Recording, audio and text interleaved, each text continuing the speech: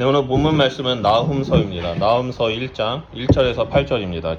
나훔서 1장 1절에서 8절입니다. 다 찾으셨습니까? 네, 우리 다 찾으신 줄 믿고 우리 한 목소리로 읽도록 하겠습니다. 시작. 니느웨에 대한 경고 곧 엘고스 사람 나훔의 묵시의 글이라. 여호와는 질투하시며 보복하시는 하나님이시니라.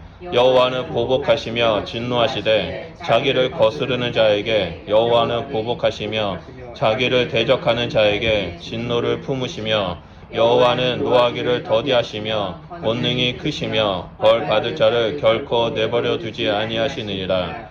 여호와의 길은 해오리 바람과 강풍에 있고 구름은 그의 팔에 티끌이로다. 그는 바다를 꾸짖어 그것을 말리시며 모든 강을 말리시나니 바산과 갈멜이 새하여 레바논의 꽃이 시드는도다. 그로 말미암아 산들이 진동하며 작은 산들이 높고 그 앞에서는 땅 곧 세계와 그 가운데 있는 모든 것들이 솟아오르는도다. 누가 능히 그의 분노 앞에서 서며 누가 능히 그의 진노를 감당하랴. 그의 진노가 불처럼 쏟아지리니 그로 말미암아 바위들이 깨지는도다. 여호와는 선하시며 환난 날에 산성이라. 그는 자기에게 피하는 자들을 아시느니라. 그가 범람하는 불로 그곳을 진멸하시고 자기 대적들을 흑암으로 쫓아내시리라. 아멘. 네, 오늘 본문 말씀은 나훔서입니다. 나훔서는 12권의 소선지서 중에 7번째 책입니다. 소선지서란 내용이 짧은 예언서를 말하죠.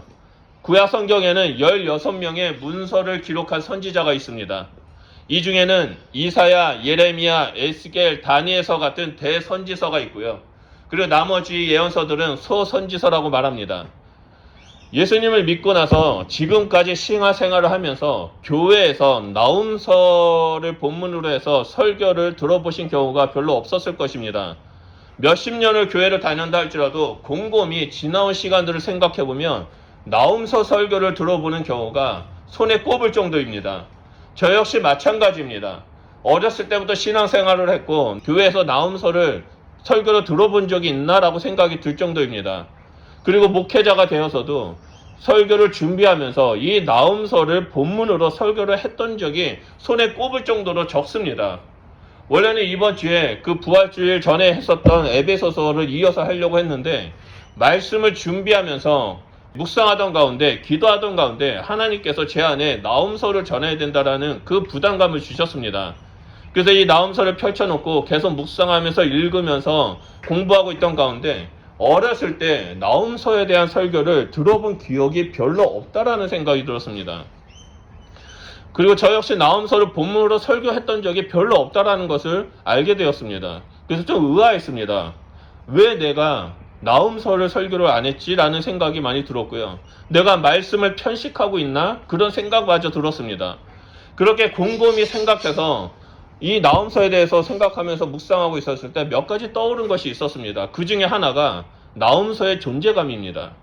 다른 소선지서나 다른 대선지서 같은 경우를 보면은 우리에게 임팩트를 주는 구절 말씀이 있죠. 한야로 이 하박국 경우는 무화과 나뭇잎이 마르고 포도나무와 갈람나무에 열매가 없고 외양간에 우리의 소와 양이 없다라는 그 은혜스러운 말씀이 이 말씀 가운데 있습니다. 또 호세아서에는 정말 우리의 관심을 끄는 사건들이 기록되어 있어서 그 사건을 통해서 하나님의 사랑을 볼 수 있습니다. 그런데 나훔서를 보면 그 어떠한 임팩트 있는 구절이 없습니다. 또한 관심을 확 끄는 사건도 없습니다. 오로지 니느웨에 대한 하나님의 심판의 메시지와 멸망의 메시지만이 기록되어 있습니다. 그만큼 나훔서는 설교 본문으로 선택하기가 쉽지 않은 말씀입니다. 나훔서를 본문으로 말씀을 전해야 한다는 그 마음이 부담감이 제 안에 막 일어나서 계속해서 반복해서 이 말씀을 읽었습니다. 말씀을 보면 단 3장밖에 없기 때문에 한 번 다 읽는데 10분, 15분밖에 걸리지 않습니다. 그래서 여러분 한번 예배를 마치고 댁에 돌아가시면 이 말씀을 한번 1장부터 3장까지 쭉 읽어보시기를 권면드립니다. 나훔서를 반복해서 읽으면 읽을수록 마지막 때에 우리의 영혼을 일깨워야 한다는 그 사실을 발견할 수 있을 것입니다. 나훔서는 니느웨에 대한 심판과 멸망에 대한 책입니다. 그래서 1절을 보면 니느웨에 대한 경고 곧 엘고스 사람 나훔의 묵시의 글이다라고 나옵니다. 처음부터 니느웨에 대한 경고라고 밝히고 저자가 엘고스 사람 나움이라고 말합니다. 나움 선지자에 대한 정보는 성경에 없습니다. 단 하나 고향이 엘고스라는 것뿐입니다. 이 엘고스라는 지역이 지금 오늘날 어느 지역인지 알 수도 없습니다. 그래서 나움 선지자에 대한 정보가 별로 없습니다. 있다면 그의 이름의 뜻이 하나님의 위로자라는 그 의미를 가지고 있다는 것뿐입니다. 또한 구약 성경을 연대기로 펼쳐본다면 동시대에 활동했던 선지자가 스바냐, 하박국, 예레미야 등이었음을 알 수 있습니다. 그래서 동시대에 활동했던 선지자의 그 배경을 통해서 이 나움서의 배경을 또한 우리는 알 수 있습니다. 나움 선지자가 기록했던 묵시는 니느웨의 심판과 멸망에 관한 내용입니다. 니느웨는 당시 최강국이었죠. 아수르 제국의 수도였습니다. 아수르는 BC 721년에 북이스라엘을 멸망시켰고 계속해서 남유다 왕국을 위협하고 있었습니다. 북이스라엘이 아수르에서 멸망하고 100년이 지난 뒤에 남유다 왕국에는 요시야 왕이 일어나서 종교개혁을 일으켰고 여호와를 위한 신앙, 여호와의 신앙을 회복하고 있었을 때였습니다. 외부에는 아수르 제국이 호시탐탐 노리고 있었고 내부에서는 종교개혁을 통해 온 백성이 회개운동을 하고 있었을 때였습니다. 그때 나움 선지자가 아수르의 그 심판과 멸망의 말씀을 선포했습니다. 당시 고대 근동의 패권을 다스렸던 제국이 아수르였습니다. 아수르는 군사력이 너무 강대했고요. 잔인하기로 유명했습니다. 한 예로 한 성읍을 장악하게 되면 그 안에 있던 사람들의 목을 다 잘랐습니다.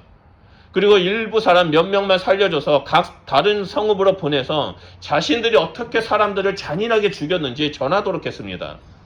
그리고 자기들을 반역하고 자기들을 비방하는 사람이나 민족이 있다면 그 사람들을 잡아서 산채로 가죽을 벗겨가지고 니느웨 성에다 매달았습니다. 그만큼 주변 국가와 민족에게 공포감을 주었고 잔인함을 일깨워줬던 제국이 아수르 제국이었습니다. 그래서 다른 민족들은 이 두려움 때문에, 공포감 때문에 아수르와 감히 싸울 생각조차 못했습니다. 그런 상황 속에서 나움은 처음부터 니느웨의 멸망을 예언하고 있습니다. 아무도 아수르가 멸망할 것이라고 생각하지 않던 그때 나움의 묵시는 사람들의 마음을 흔들어 놓았습니다. 공포와 증오의 대상인 아수르가 멸망한다라는 메시지는 사람들에게 위로와 기쁨의 소식이 되었습니다. 반면에 나움에게 있어서는 생명의 위협이 있는 메시지죠. 아수르가 이 소식을 알게 된다면 나움을 잡아가서 잔인하게 죽일 수 있는 그런 상황이었습니다. 하지만 나움은 역사를 주관하시는 분이 하나님이라는 사실을 말하고 있습니다. 아무리 강하고 아무리 잔인하고 아무리 그 군사력이 영원히 보인다 할지라도 역사의 주이신 하나님께서 공의와 선하심으로 니느웨를 심판한다라고 증거하고 있습니다. 실제로 나움이 예언하고 난 후 50년이 지나서 주전 612년에 아수르는 바벨론과 메대 왕국의 연합에 의해서 멸망했습니다. 이러한 나움의 예언은 남유다 왕국 사람들에게 위로와 소망을 주었습니다. 여기서 위로란 말은 단순히 말로만 위로한다는 것이 아닙니다. 히브리어로 위로란 말은 두려움과 공포와 괴로움 가운데 있는 그 상황을 소망의 상황으로 바꿔버린다는 것입니다.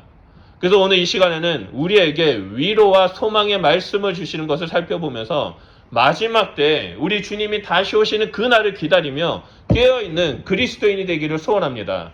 먼저 그 첫 번째로는 여호와 하나님의 진노의 모습이 나옵니다.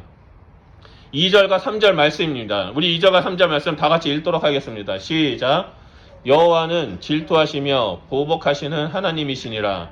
여호와는 보복하시며 진노하시되 자기를 거스르는 자에게 여호와는 보복하시며 자기를 대적하는 자에게 진노를 품으시며 여호와는 노하기를 더디하시며 권능이 크시며 벌 받을 자를 결코 내버려 두지 아니하시리라.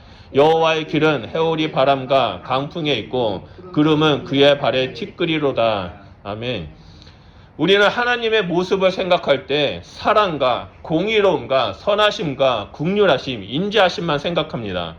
그래서 어떠한 선택의 기로에 있었을 때 이런 사람들이 있습니다. 하나님은 사랑이 많으시고 인자가 많으시니까 내가 잘못 선택한다 할지라도 용서해 주실 거야, 나를 이해해 주실 거야 라고 생각하면서 하나님의 뜻과 정반대의 일을 선택하는 경우가 있습니다.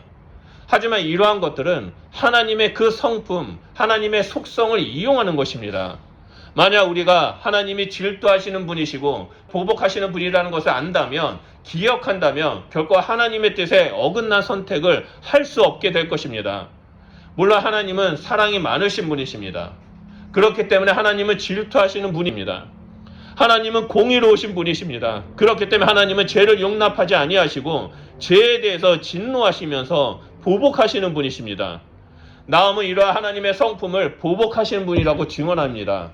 그럼 본문에 나오는 하나님의 진노의 모습을 자세히 살펴보도록 하겠습니다. 먼저 질투하시는 하나님입니다.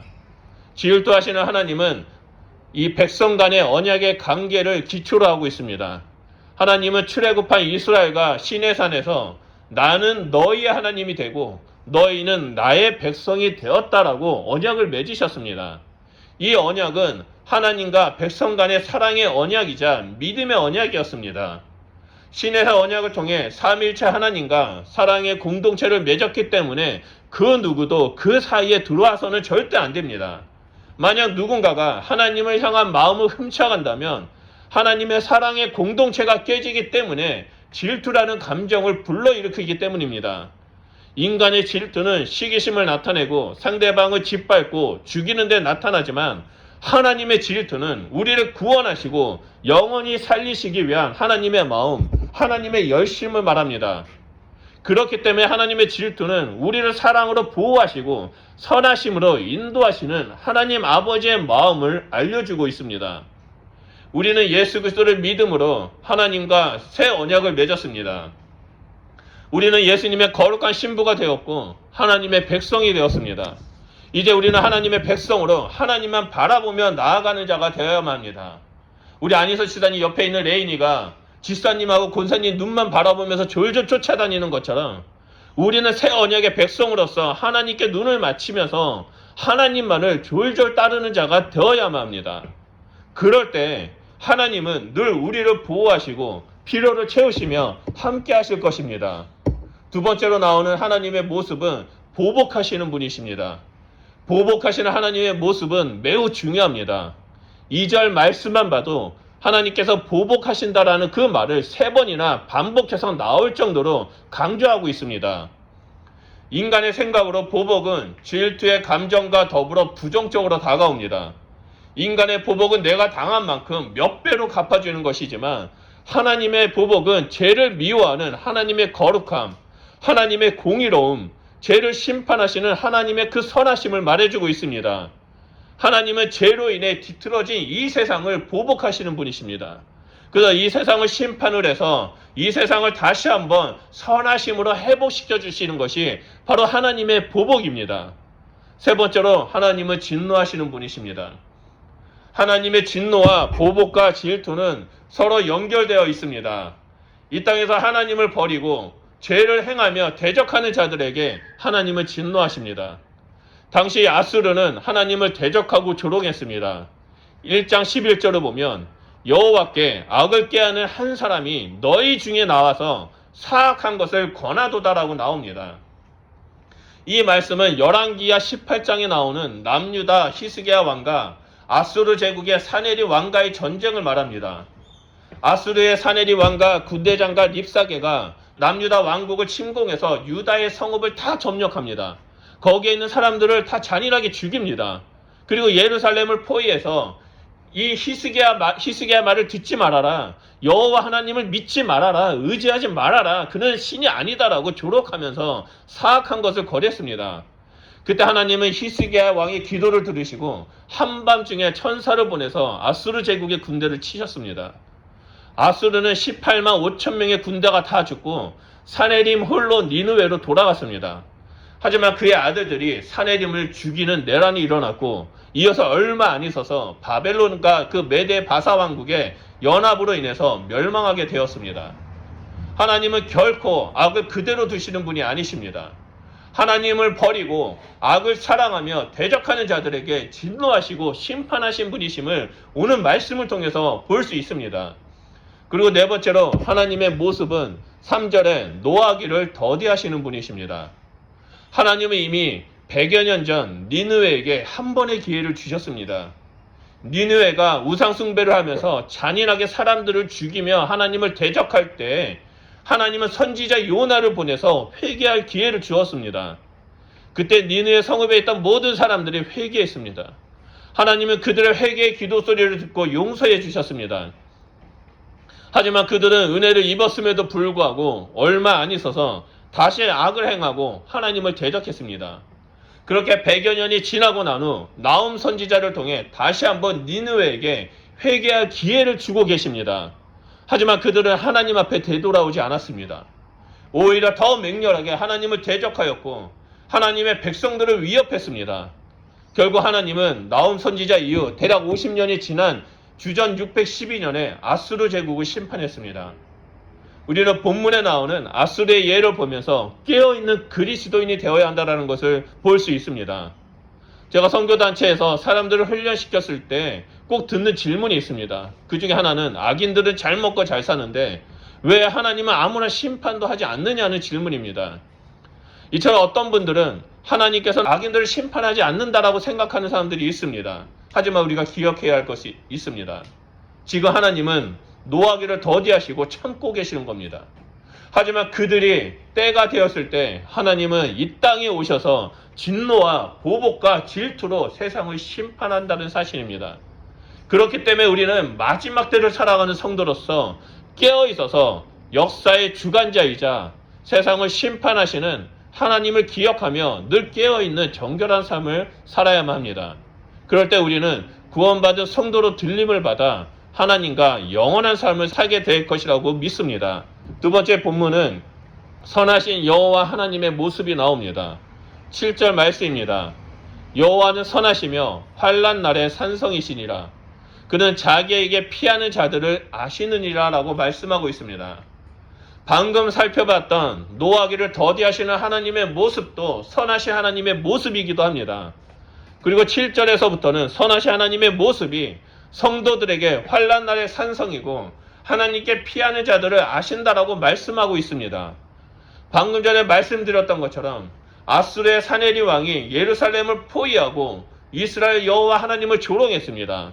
그는 군대장과 립사게를 보내서 여호와 하나님과 히스기야 예루살렘에 있는 그 백성들을 조롱하는 편지를 주면서 협박했습니다. 당시에 히스기야와 예루살렘 거민들은 아수르 제국과 대항할 싸울 힘조차 없었습니다. 하루하루가 잔인하게 죽을 전쟁의 날만 기다리고 괴로움 속에 있었습니다. 두려움 속에 있었습니다. 하지만 그때 단 두 사람, 히스기야 왕과 이사야 선지자가 아수르 왕에게 온 편지를 펼쳐놓고 하나님 앞에 나아가 기도했습니다.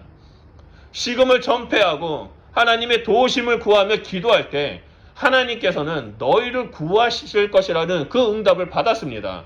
그리고 다음날 일어나 보니까 아수르의 18만 5천 명의 군대가 하나님의 천군 천사로 말미암아 몰살당하는 일이 일어나게 되었습니다. 이러한 사건들이 열왕기 하에도 기록되어 있고 역대기와 이사야서 미가서에 역사적 사실로 기록되어 있습니다. 하나님은 환난 날이 다가올 때 하나님을 찾는 자에게 산성이 되어 주십니다. 또한 산성이 되시는 하나님께 피하는 자들을 아신다라고 말씀하십니다. 하나님이 함께 하시기 때문에 우리는 승리할 수 있습니다. 8절을 보면 그가 범람하는 물로 그곳을 진멸하시고 자기 대적들을 흑암으로 쫓아내시리라 라고 예언하고 있습니다. 여러분 아수르가 어떻게 망한지 아십니까? 어떻게 멸망당한지 아십니까? 1845년에 발굴된 니느웨 성 발굴 작업을 통해서 이 니느웨 성이 어떤 모습을 가지고 있는지 드러났습니다. 니느웨 성은 이중 성벽으로 이루어져 있고요. 그 성벽마다 전차 세대가 한꺼번에 달릴 수 있는 3차선 도로가 그 위에 놓여져 있었습니다. 그만큼 성벽의 두께가 두꺼웠다라는 거죠. 그리고 성 둘레가 96km였기 때문에 사람이 사흘 동안 쉬지 않고 걸어 다녀야 할 정도로 크고 견고한 성읍이었습니다. 당시에 어떠한 군대가 와도 니느웨 성을 칼과 방패로 함락시킬 수가 없었습니다.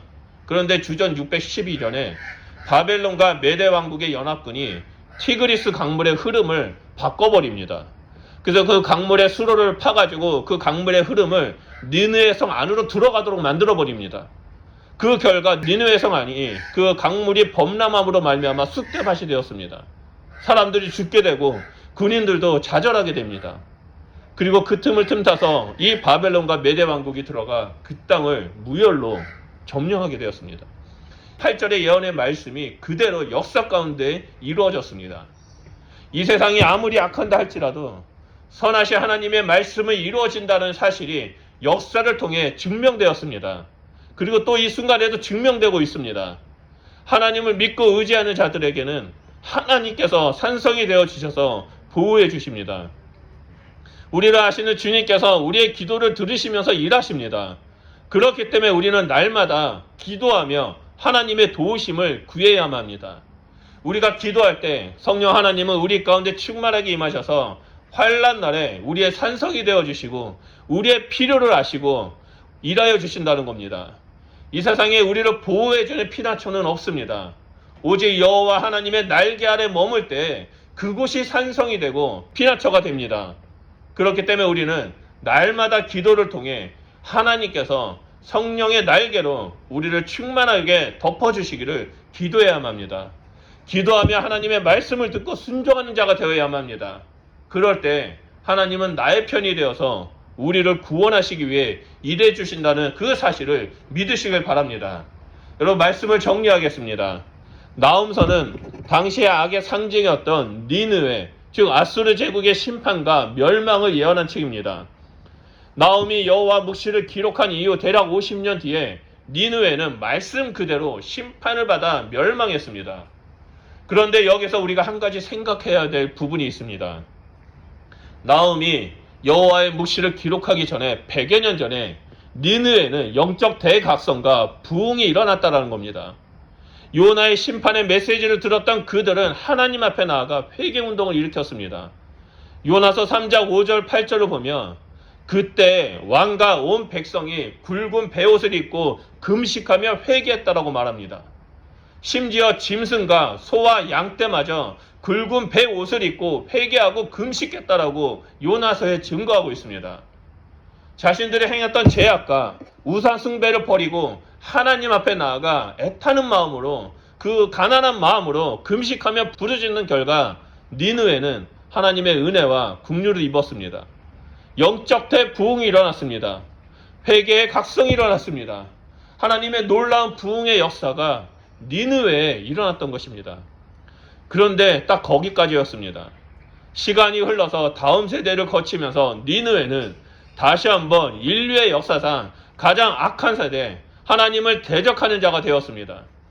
요나로부터 하나님의 말씀을 듣고 영적 대부흥을 일으켰던 그들의 후손들은 하나님을 버리고 대적했습니다.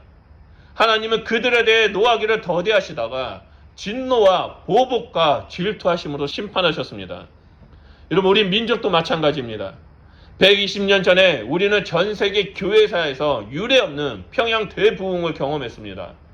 평양 대부흥을 통해 믿음의 유산은 우리에게까지 내려왔습니다. 하지만 다른 한편으로는 세대가 지나면 지날수록 하나님을 떠나고 하나님을 조롱하는 일들이 우리 주변에 가득 나타나고 있습니다. 지금 우리가 살고 있는 이 시대는 너무나 악합니다. 세상의 가치관이 우리 믿음을 공격하고 유혹하여 하나님을 떠나도록 만들고 있습니다. 그런데 우리에게는 하나님은 나홈서를 통해서 깨어있어 하나님의 말씀을 듣고 기도하며 성령님과 동행하라고 말씀하고 계십니다. 이제 곧 우리 주님이 오시니까 심판의 메시지를 듣고 깨어있어서 산성되시는 여호와 하나님 안에 머물라고 말씀하고 계십니다. 그리고 무엇보다도 우리 다음 세대들에게 하나님께서 행하신 일들을 증거하라고 말씀하고 계십니다. 그래서 우리가 하나님의 백성된 삶을 살아가려고 이 나홈서를 통해서 말씀하고 있습니다. 나홈서는 마지막 때를 살아가는 우리에게 하나님을 붙잡고 의지하며 살아가도록 이끌어주고 있습니다. 저는 우리 성도님들이 3장밖에 안 되는 이 나홈서를 보면서 오직 하나님만을 붙잡고 좁은 문을 지나 좁은 길을 걸으며 주님 앞에 나아가는 자가 되기를 소원합니다. 그래서 마지막 때 다시 한번 이 땅의 영적 부흥의 미랄이 되어 우리의 산성 되시는 하나님과 동행하는 자가 되시기를 주님의 이름으로 축원드립니다. 우리 말씀을 기억하면서 이 시간에 기도하겠습니다. 우리 이 시간에 기도할 때 하나님, 우리가 더욱더 하나님 앞에 나아가는 자가 되게 해주십시오. 하나님, 우리가 하나님을 찾고 찾을 때 우리를 만나 주십시오. 성령으로 충만하게 임하여 주십시오. 그래서 성령님과 함께 하나님의 말씀을 준행하며 이 땅에서 하나님의 그 산성 되시는 하나님과 동행하는 자가 되게 해주십시오. 하나님, 그럴 때 우리를 통해 하나님 이 땅 가운데 다시 한번 하나님의 영광이 선포되게 하시고 많은 영혼들이 주님 앞에 나오는 일들이 일어나게 해달라고 우리 다시 한번 주여 삼창하며 기도하며 나아가겠습니다. 기도하겠습니다.